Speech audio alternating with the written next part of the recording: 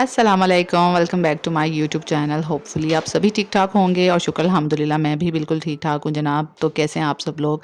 अच्छा, बहुत अरसे बाद व्लॉग अपलोड कर रही हूँ तो सोच रही थी कैसा वॉइस ओवर करूँ, क्या होना चाहिए, कैसे बोलूँगी, क्योंकि कितना टाइम हो गया था ना। और मुझे पता है कि आप लोगों के कमेंट बॉक्स में भी फ़ौरन से यही कमेंट्स आएंगे कि आप इतनी लेट आपने व्लॉग अपलोड किया है। तो जी जनाब, व्लॉग काफ़ी देर बाद मैंने अपलोड किया और ये भी आप लोगों के साथ वीडियो में डिस्कस करूँगी कि मैंने क्यों इतनी देर बाद जो है ना वो व्लॉग डाला है।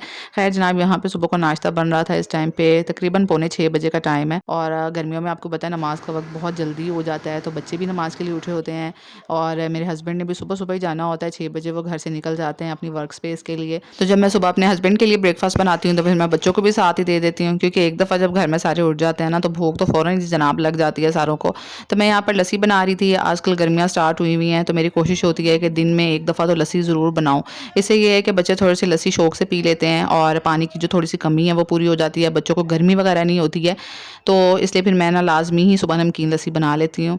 और अभी हस्बैंड गए थे ना तो मैं बाहर देखने आई थी मौसम, और मौसम तो जनाब इतना सुबह सुबह धूप निकल आती है। यहाँ फजर का टाइम ख़त्म हुआ, यहाँ क्विकली सूरज जो है ना आपको वेलकम कहने के लिए खड़ा होता है सामने।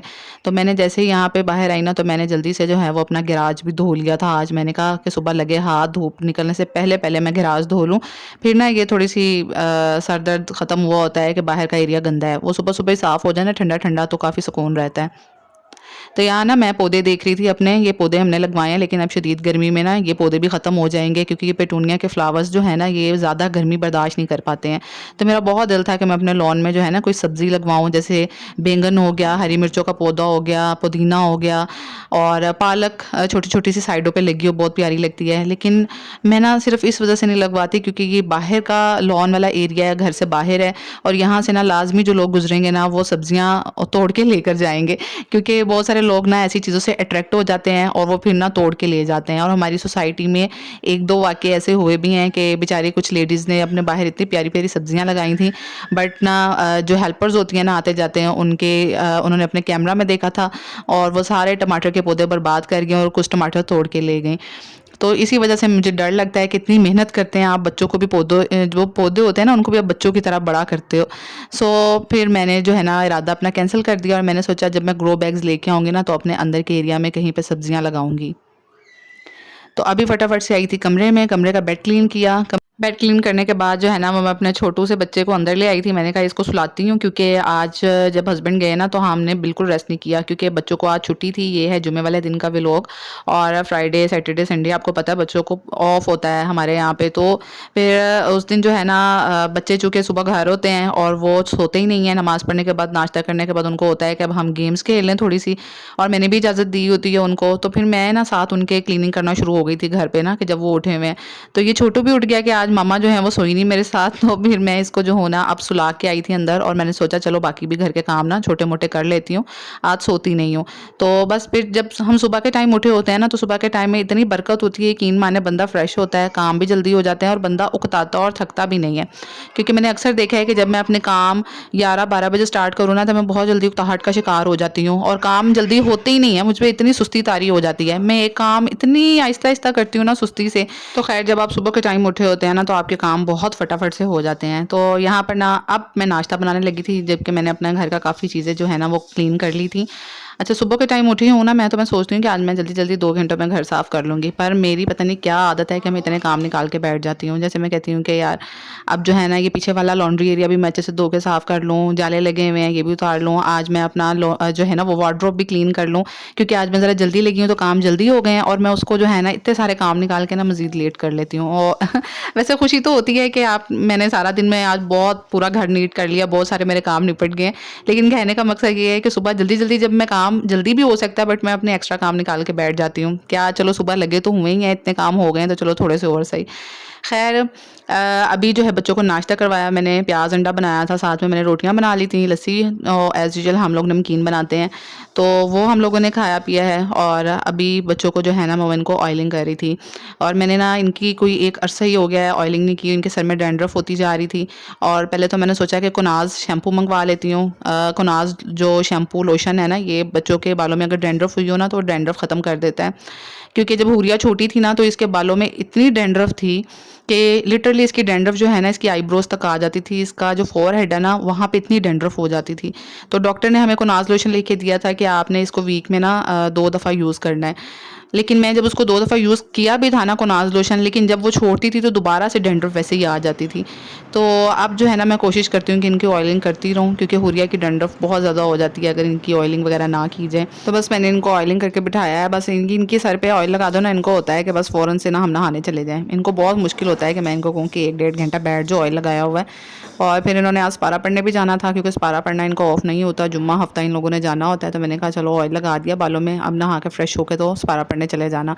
तो यहाँ पे मैं जो हूँ ना, मेरा मॉप रह गया था, बाकी मैंने पूरा घर क्लीन कर लिया हुआ था, सारी सफाई भी हो गई थी, नाश्ता वाश्ता करा लिया था बच्चों को, सब चीज़ें हो गई थी।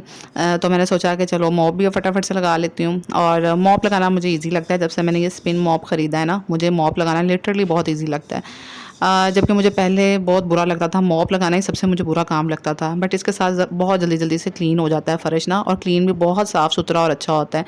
और दूसरा कि हाथ से धोना भी नहीं पड़ता मॉप को, ये भी मुझे काम बहुत ही जो है ना वो होता था कि यार हाथों से निचोड़ निचोड़ के मॉप को, क्योंकि हम लोग ना बहुत ज़्यादा निचोड़ते हैं ताकि फ़र्श खुश्क हो जाए। तो ये वाला उस हिसाब से बहुत अच्छा है, क्योंकि ये स्पिन हो जाता है और पानी फ़र्श के ऊपर बिल्कुल नहीं रहता है।